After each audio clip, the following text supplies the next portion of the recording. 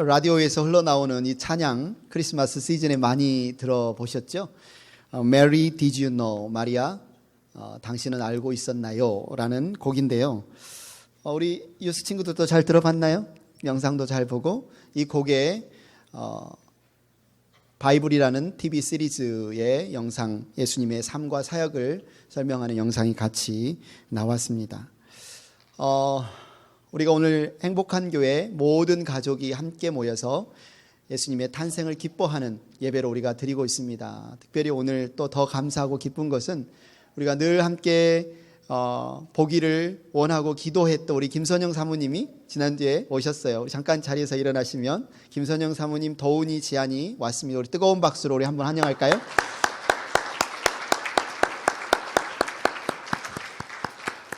너무 감사합니다. 해피키즈 친구들, 우리가 지금 모여서 축하하는 성탄절이 크리스마스가 무슨 날이죠? 예. 예수님이 탄생하신 날. 예, 맞았어요. 똑같은 말 하려고 그랬죠? 맞아요. 예수님이 탄생하신 날, 그날을 크리스마스죠. 우리 어떻게 알 수 있을까요? 이 날이 예수님이 탄생하신 날인 걸 어떻게 알 수 있을까요? 성경에 보면 나와 있습니다. 성경에 보면 나와 있는데 마태복음에는 예수님의 탄생에 관한 이야기를 요셉의 시선으로 탄생 이야기를 쭉 기록한 복음서가 마태복음이고요.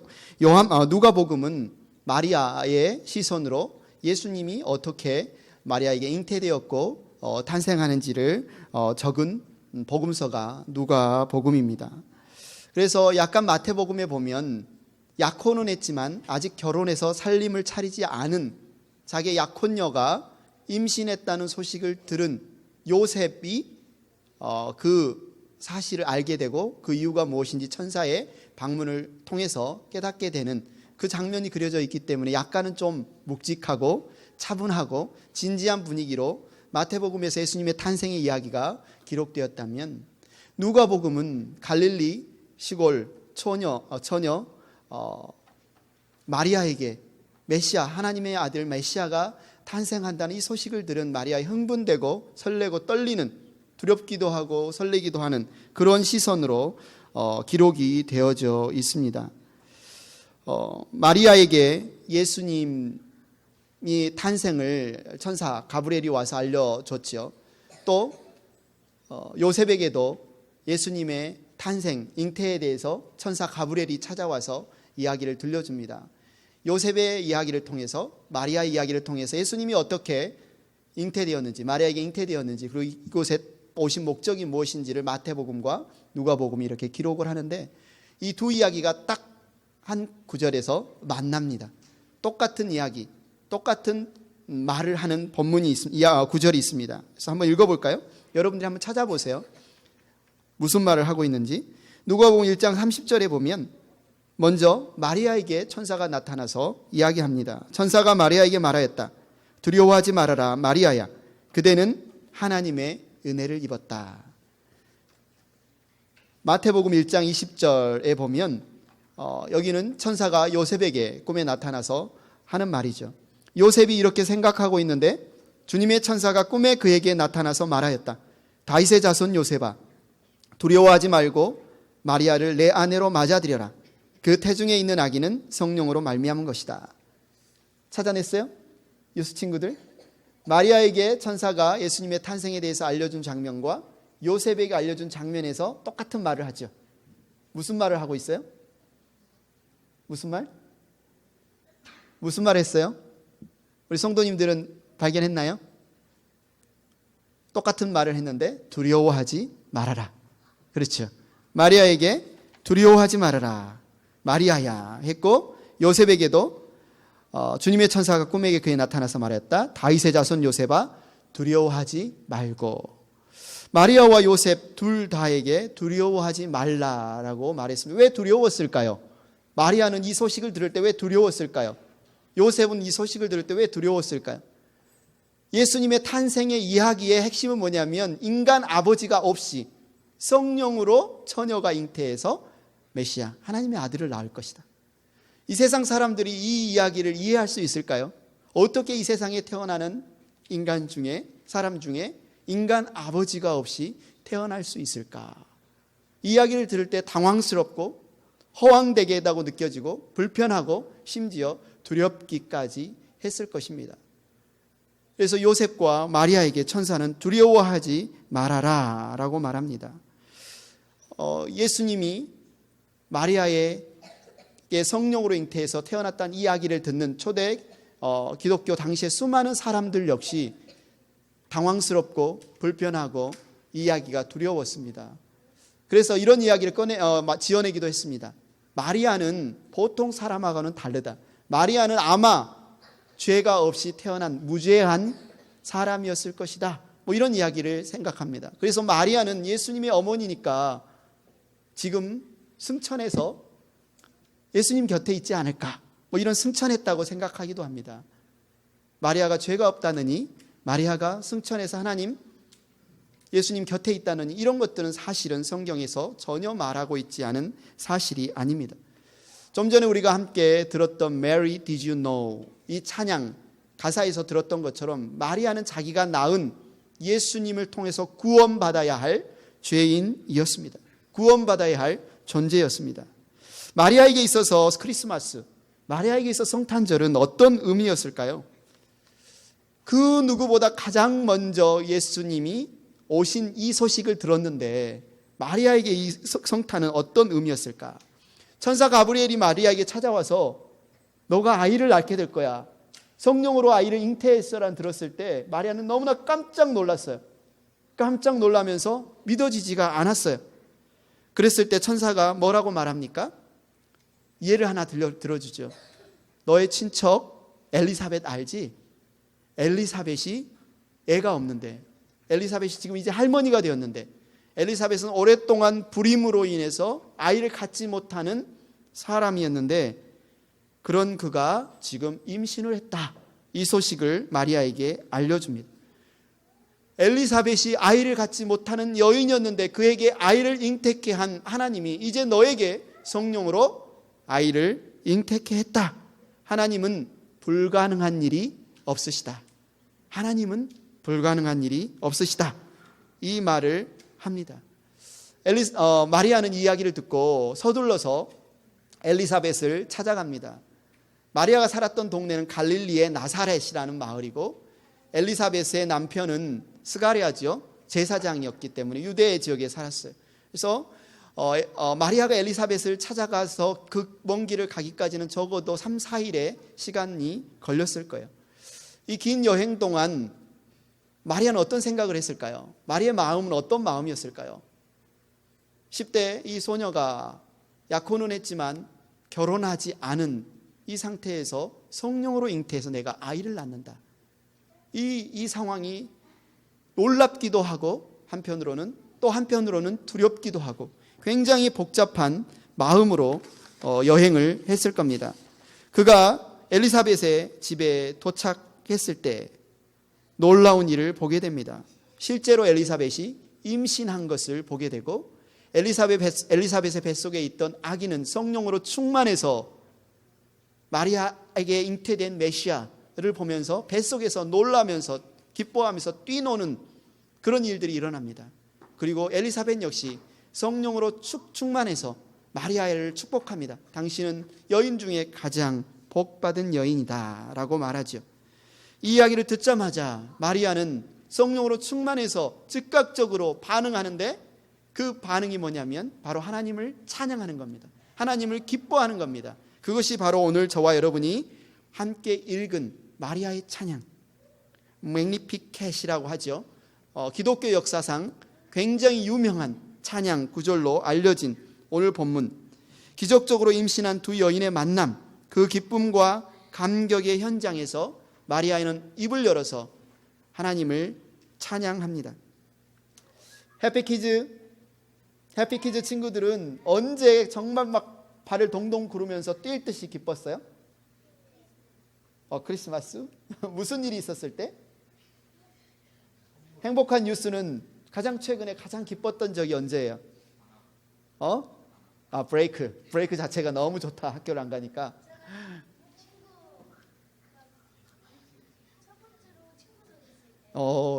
좋은 친구를 사귀었을 때 너무 뛸 듯이 기뻤다. 우리 행복한 교회 성도 여러분은 어떻습니까? 여러분은 언제 정말 기쁘고 즐거웠습니까? 언제 기쁘고 즐거운 날이었습니까? 여러분에게 있어서 이 성탄절, 여러분에게 있어서 크리스마스는 어떤 의미가 있습니까? 정말 뛸 듯이 기쁘고 즐거운 날입니까? 그렇다면 그 이유는 무엇입니까? 마리아는 참 기쁨이 되시는 하나님을 찬양하고 있습니다. 하나님이 하신 일을 찬양하며 하나님이 어떤 분이신지를 알고 노래하고 있어요. 저와 여러분도 정말 마리아가 맞은 이 성탄, 그리고 그가 기뻐하며 찬양했던 그 이유를 우리도 함께 살펴보고 성탄절을 맞이하면서 우리 안에 기쁨과 찬양이 충만하기를 축원합니다. 첫째, 마리아는 하나님이 자신에게 하신 일을 찬양했어요. 하나님이 자신에게 하신 일을 찬양했어요. 46절 47절을 한번 볼까요? 내 영혼이 주님을 찬양하며 내 마음이 내 구주 하나님을 좋아함은. 굉장히 짧은 구절인데 이 두 구절에 같은 비슷한 말이 반복해서 반복되고 있어요. 두 번씩 반복되고 있는데 어떻게 반복되고 있습니까? 46절에 내 영혼이 그랬는데 47절에 내 마음이, 46절에 주님을, 47절에 내 구주 하나님을, 46절에 찬양하며 47절에 좋아함은. 똑같은 말만 바꿔서 두 번씩 반복하고 있어요. 지금 마리아는 무슨 말을 하고 있는 거예요? 나는 정말 온 마음으로 주님을 찬양합니다. 이 말을 하고 있는 거예요. 나는 정말 온 마음으로 주님을 찬양합니다. 마리아가 이렇게 온 마음으로 주님을 찬양했던 이유는 무엇일까요? 그 이유를 48절, 49절에 말해주고 있습니다. 우리 요스 친구들이 verse 48, 49 영어로 한번 읽어줄까요? 같이 한번 읽어볼까요? 시작.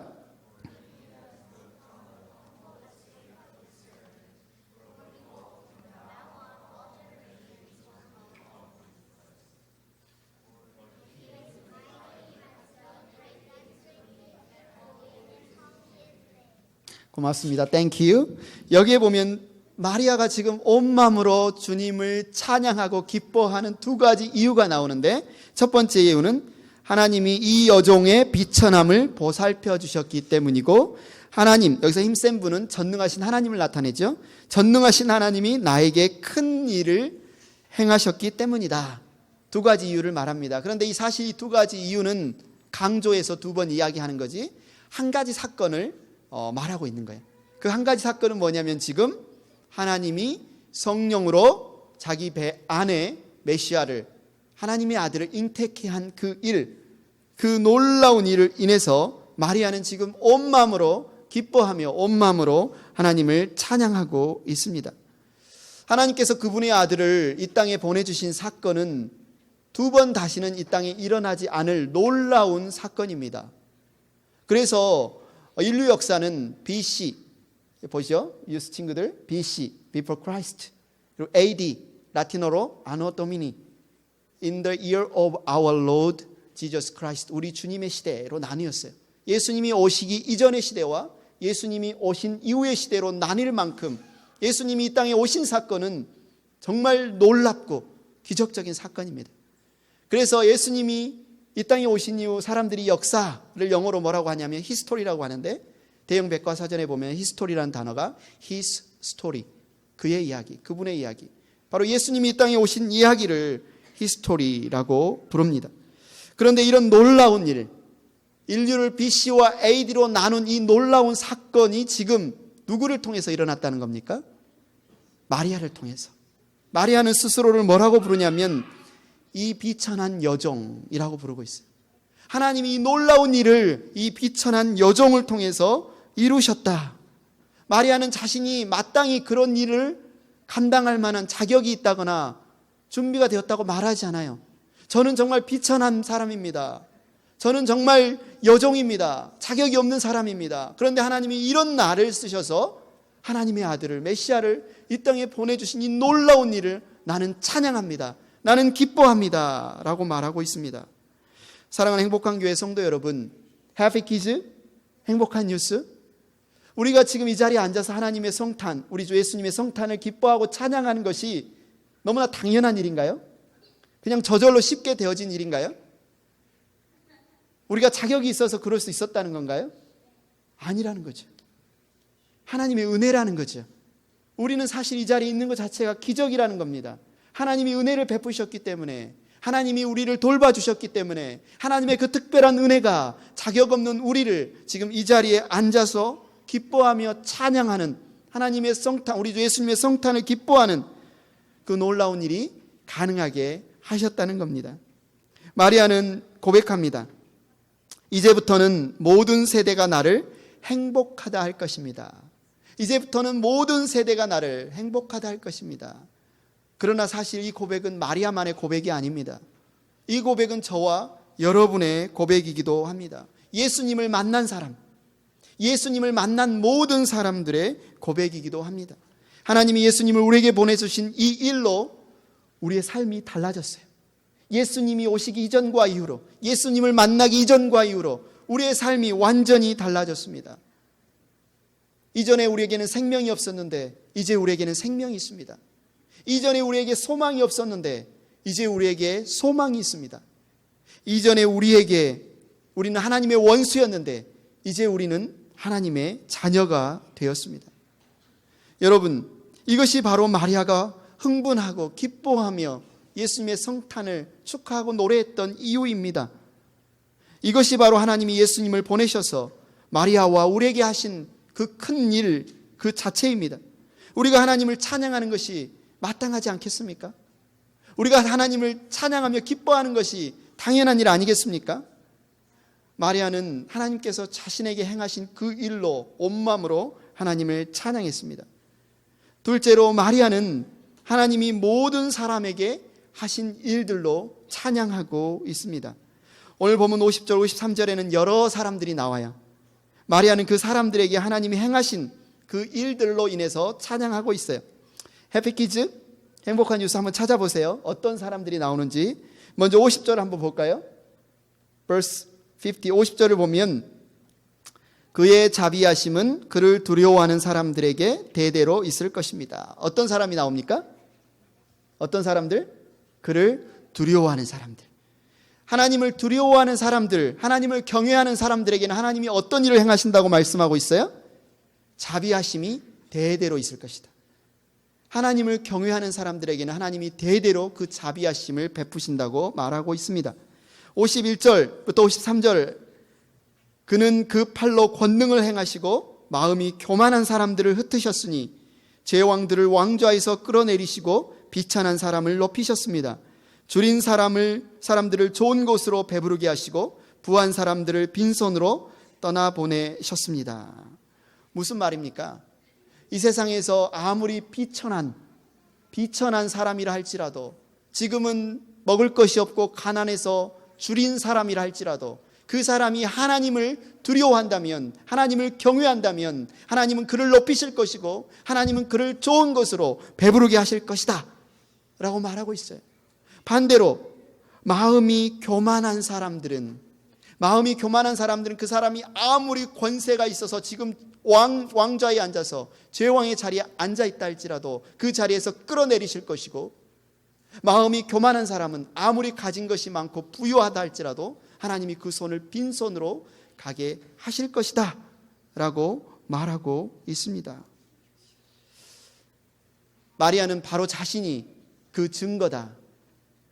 당시에 유대 사람들 그 누구도 알아주지 않던 변방 갈릴리 나사렛, 예수님의 제자로 부름받았던 나다나엘은 갈릴리에서 무슨 선한 것이 나겠느냐, 나사렛에서 무슨 선한 것이 나겠느냐 하며 업신여기던 그 땅에서 자란 소녀 마리아, 그런 마리아에게 하나님께서 메시아를 이 땅에 보내시는 어머니로 그를 사용하셨다는 것, 그것을 증거로 들고 있습니다. 나는 자비를 얻을 자격이 없었는데, 나는 비천한 여종이었는데 하나님이 이런 나를 높여주셨습니다.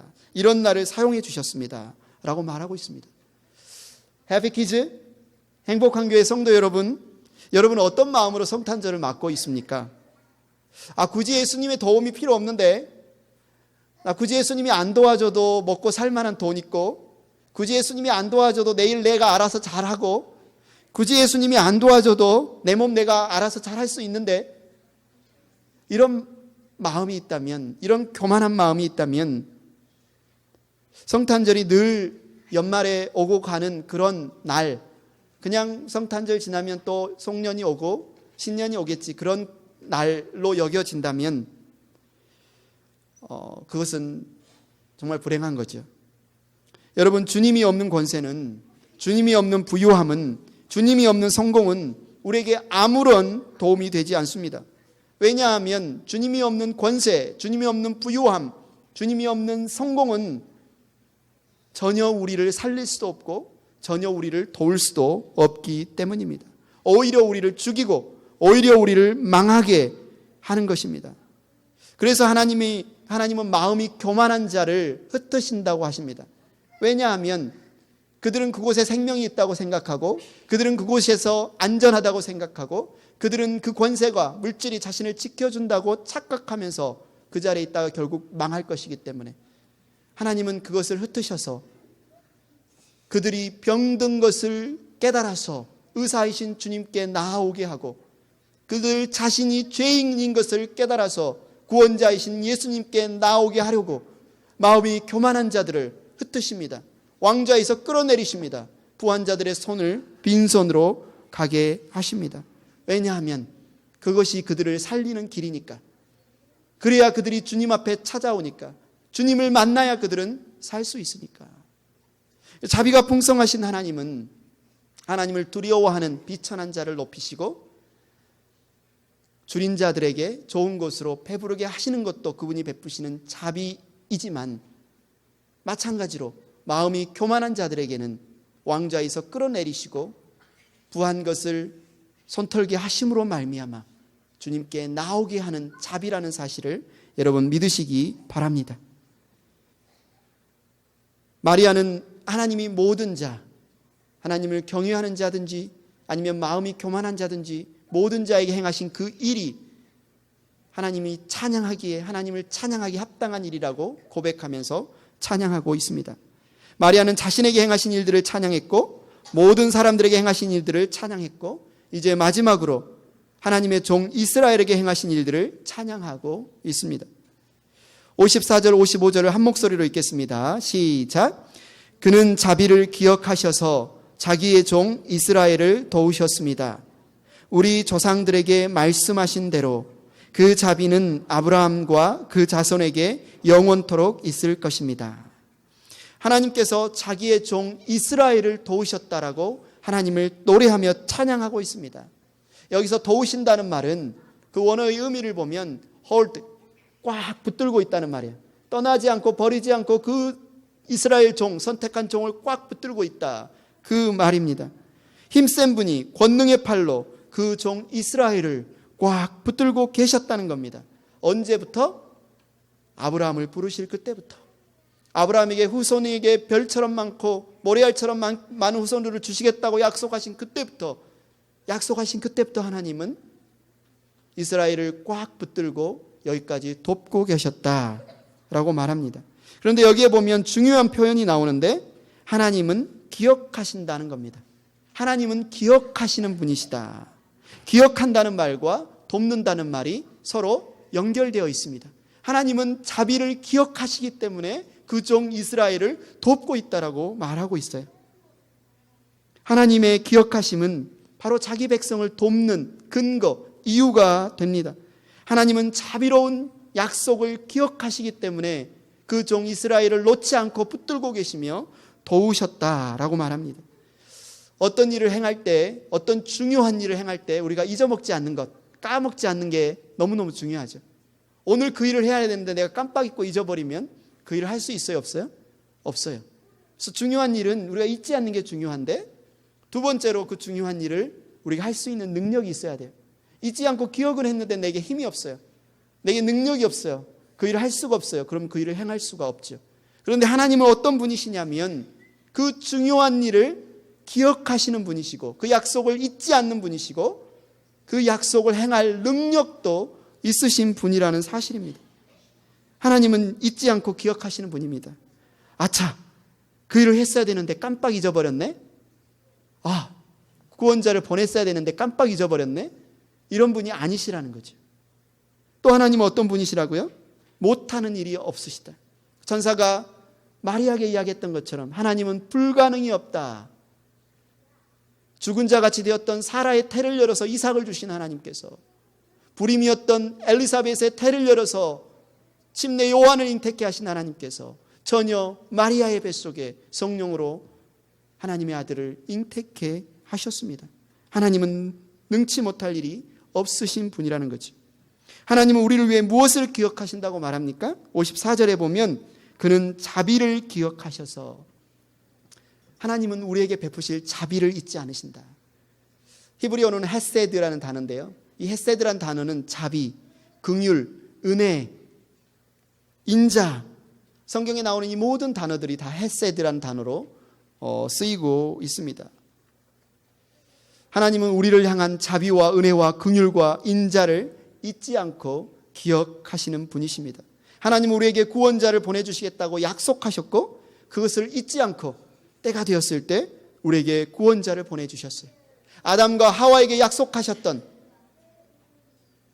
노아에게 약속하셨던, 아브라함에게 약속하셨던, 이삭과 야곱과 요셉에게 약속하셨던, 모세에게 약속하셨던, 다윗에게 약속하셨던, 예언자 이사야에게, 에레미야에게, 수많은 많은 예언자들에게 약속하셨던 그 약속을 자비롭게 기억하시고 잊지 않으셔서 우리를 도우시기 위해서, 우리를 죄에서 구원하시기 위해서, 우리에게 생명을 주시기 위해서, 우리와 함께 사시기 위해서 마리아에게 성령으로 잉태케 하시고, 우리를 죄에서 구원할 자 예수로, 우리와 함께 영원히 살 자 임마누엘 하나님으로 우리에게 예수님을 보내주셨습니다. 바로 성탄절이 그날입니다. 우리를 죽음에서 살리시기 위해서, 우리와 영원히 사시기 위해서 예수 임마누엘 하나님이 우리에게 오신 날이 바로 성탄절입니다. 우리는 예수님 안에서 하나님의 자비를 입은 자가 되었습니다. 성탄절이 다가오고 있습니다. 해피키즈, 행복한 뉴스, 행복한 교회 성도 여러분, 여러분은 성탄절을 어떻게 맞이하고 있습니까? 여러분은 성탄절을 어떻게 지내기를 원하십니까? 기뻐 뛰며 하나님을 찬양하기를 원합니다. 겸손히 하나님을 경외하며 하나님이 행하신 그 놀라운 일들을 노래하는 크리스마스, 성탄절이 되기를 원합니다. 온 마음으로 우리를 위해 예수님을 보내주신 하나님을 찬양하는 행복한 교회 모든 형제 자매들이 되기를 축원합니다.